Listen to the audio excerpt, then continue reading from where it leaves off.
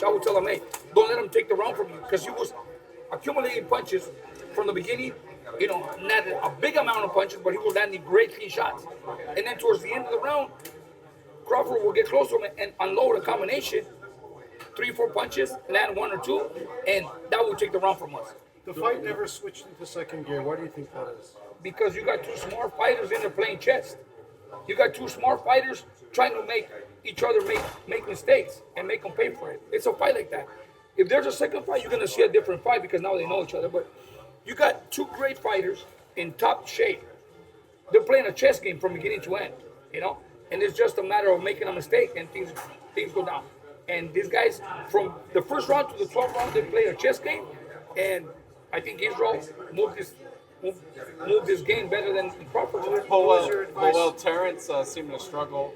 Obviously, clearly struggled with Israel and the weight and everything like that.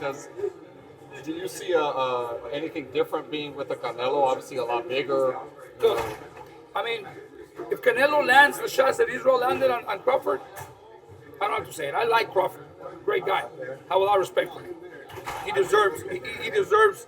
The spot where he's in. But come on, you gotta be fair. You gotta be fair to the work that we put into.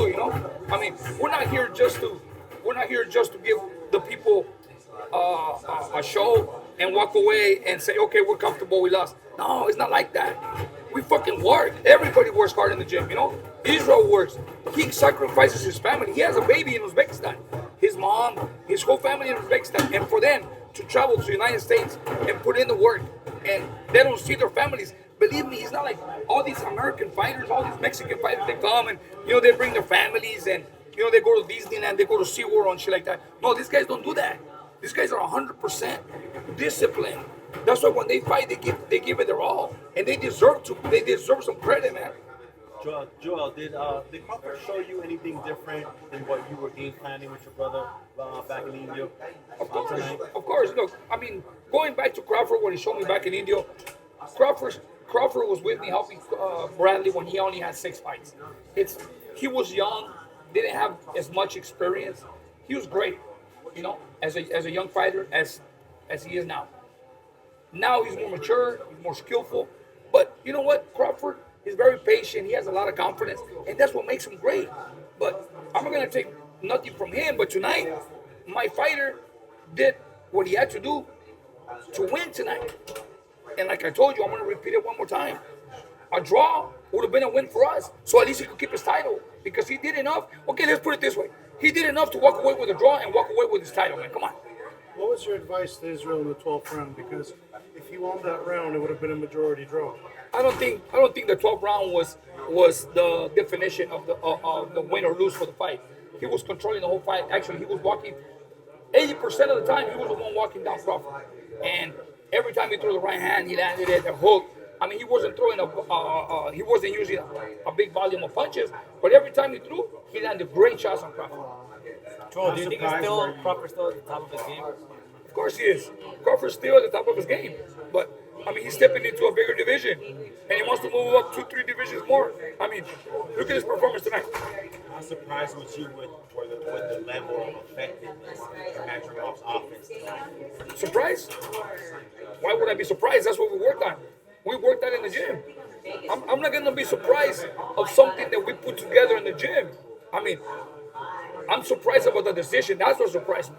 Because he did everything he was supposed to do. Obviously, you cannot send Israil Madrimov to throw high volume of punches against a fighter that tries to make you make mistakes to make you pay for them. You can't exchange with high volume of punches with Terence Crawford. You have to pick them. Like I said, it was a chess game. Two smart fighters with great ability in the ring. Do you feel like a rematch is in order? We can yell at the world and say a rematch, but they won't give. Everything. Remember, when we walk into this fight, it was a lose-lose for us and a win-win for him.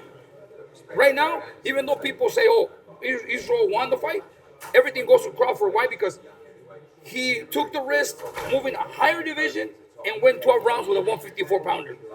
I've seen it before. I saw it when Mikey Garcia fought Earl Spence. Look, Earl Spence won, and nobody spoke about Earl Spence. Everybody spoke about Mikey Garcia. Oh, he won 12 rounds with a welterweight. That's the way it is tonight. And I'm being honest. he did his best. He did everything he had to do in the ring to walk away with a win. He did it. It sucks, and it affects me and affects my whole team because we were looking forward to a win tonight. We don't. When me and my team show up to an event, we don't come here just to, take a dive or bring a fighter just to get hurt. Look at our resume. We do put in some work. That's why today I feel disrespected by the fucking system of boxing.